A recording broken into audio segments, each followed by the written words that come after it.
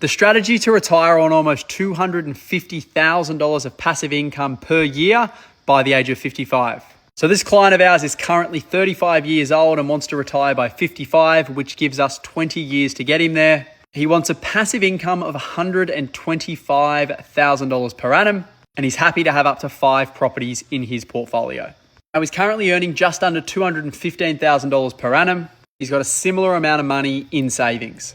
He's currently saving $5,000 a month and also spending about $5,000 a month on expenses. Now, based on his current income, his current borrowing capacity is just under $1.5 million, but he doesn't have enough cash to be able to use that. So we're only going to use a portion of that borrowing capacity, which will leave us enough room then to buy our second asset. So the first property is a $950,000 transaction. We put in a 20% deposit, which is $190,000, and we take on $760,000 worth of debt. Now, within a couple of years, we've then got enough equity to be able to buy our second property, and our borrowing capacity is also increased to $1.75 million total, which means we can buy another property worth about $850,000 and borrow 100%. So that's exactly what we do, and that takes our total market value of the portfolio to just over $2 million. We're sitting at about an 85% loan to value ratio.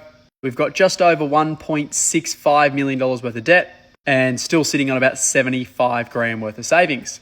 And now we've got the asset base that we need.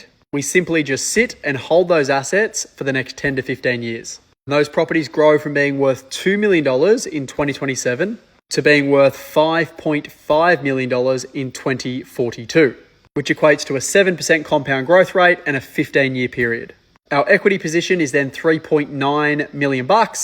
We've got $1 million sitting in our offset account, and that's from continuing to put cash away over that last 15 years, which means our total debt is $600,000. Now, let me show you something really interesting. You can see here in 2042, when we've got $5.5 million worth of assets and only $600,000 worth of debt, our portfolio is only giving us $47,000 a year in free cash flow.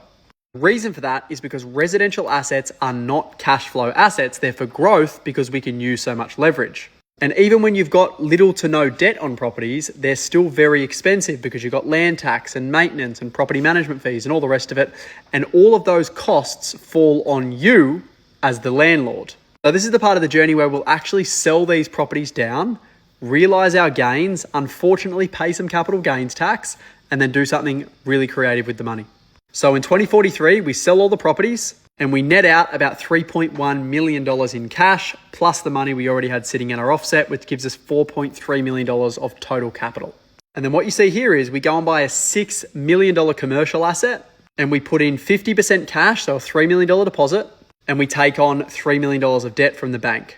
So we use the exact same amount of capital that we had and we borrow some money from the bank, and our cash flow goes from being $47,000 per year to $243,000 per annum. You can see our running costs here, instead of being $42,000, are only $7,000. And that's because the tenant pays all of the outgoings. And you can also see our rental income goes from being $127,000 to $386,000. And that's because with commercial real estate, your rental yields are much higher, and they are net rental yields, not gross rental yields. And that is how we retire within 20 years on $240,000 worth of income by only buying 3 properties over a 20-year journey.